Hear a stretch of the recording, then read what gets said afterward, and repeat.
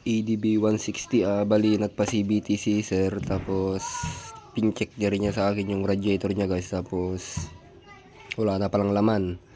Bali ang odo pala dito ay 9,000 pa lang, yung odo niya 9K.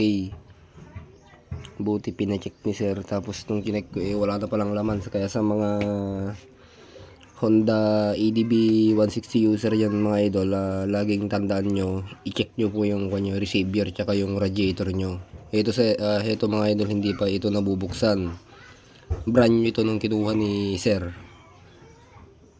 Sana makatulong sa inyo guys. 9K odo, tapos ito wala namang leak, nagdagdag lang tayo ng coolant kasi yung indicator ng kanya, temperature niya daw ay umiilaw-ilaw minsan tapos nawawala, kaya yun, nagdagdag lang tayo guys. Tapos okay. Ba't yung sa kanya, di kanya nakimadinig ka?